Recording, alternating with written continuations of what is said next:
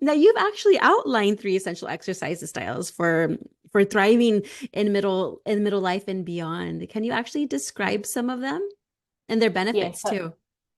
absolutely. So I think the number one is mobility. So that's probably what you were referring to when you said that you want to do some leg lifts sometimes and do a little bit of stretching in your shoulders. So I really strongly believe that mobility is the one of the most important exercise modalities once you turn 40. So mobility builds strength in your joints and connective tissue like ligaments and tendons. So when we are working hard in the gym, we're generally working on the strength of our muscles predominantly. But mobility allows us to look after our joints, and that is usually where injuries and pain will happen. So, when people say, "Oh, I feel so old," they're not actually old, but they're moving like an old person because they are not removing the tension, the stiffness, the little niggles you get, if you sit down for long periods of time in front of the computer, the aches, the pains, and eventually it will be an injury. So mobility is super simple. It's very easy dynamic movements. You can do 5 to 10 minutes most days, and you will be aging in a really healthy way without the pain and aches that most people will be experiencing and associating with aging, whereas I firmly believe that it has nothing to do with aging, that it is simply the lack of maintenance. And just like you would take your car in for a service twice a year, you need to take your body for a service most days. So that is mobility in my eyes is the service. And I really look at mobility as just as you are saving for your retirement and you put a little bit of money away into your bank account so then you can retire and have fun, think of mobility the same way.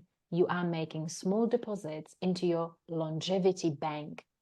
And so when you are 60, 70, 80, you can withdraw because you've been doing the work diligently. Because once you stop moving it, you will lose it. So it is really use it or lose it. It is absolutely true. So definitely that's number one, mobility.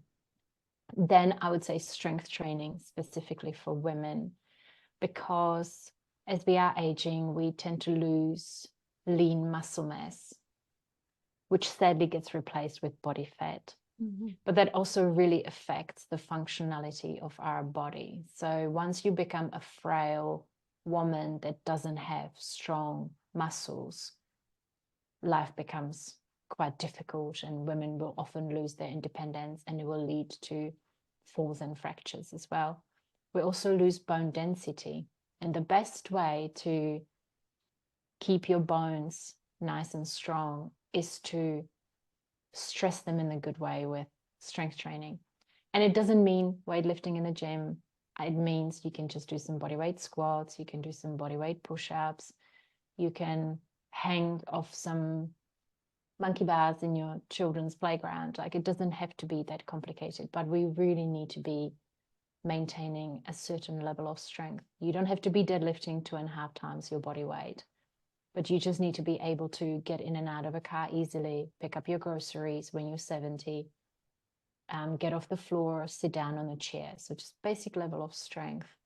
And then I would say walking, because walking is that low level exercise that is promoting cardiovascular health and mental health. Really, I think walking is wonderful for mental health, especially if you do it outside. Mm-hmm. So I recommend that women walk. And you mentioned the hunters and gatherers, and in those civilizations, and they still exist around the globe and get quite they get studied in detail.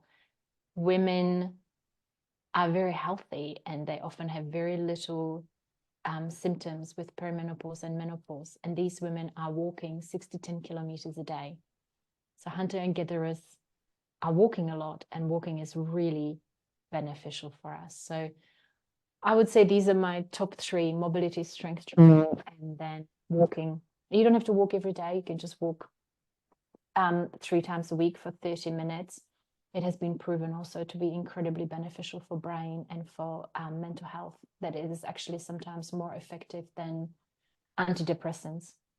And in Japan, that's an interesting fact. In Japan, when you go to the doctor with a mild depression, they will recommend forest therapy, where you need to go into the forest 3 times a week for 30 minutes before you get any other medication or anything else. So, you know, even doctors and scientists around the world, know that walking in nature has incredibly positive, Yeah. benefits for physical, but mental and emotional health. You're always going to feel good outside, always. And the wind That's is where you even good for belong. you.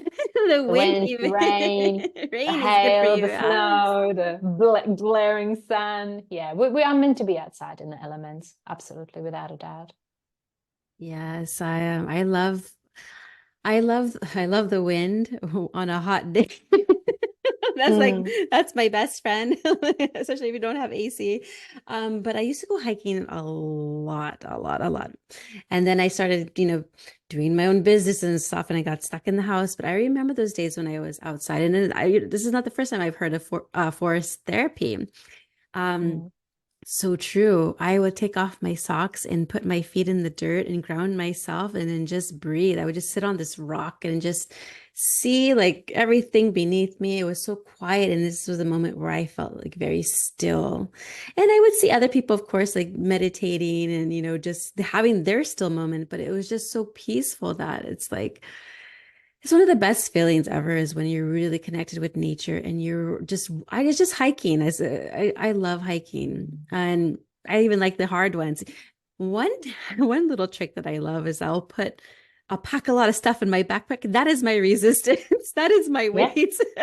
yeah. Even my water bottle, like if I have like my water bottle, if I'm just doing a walk around the lake, I'll walk this way, then switch, walk the other Mm, way, switch, because this is a weight as well.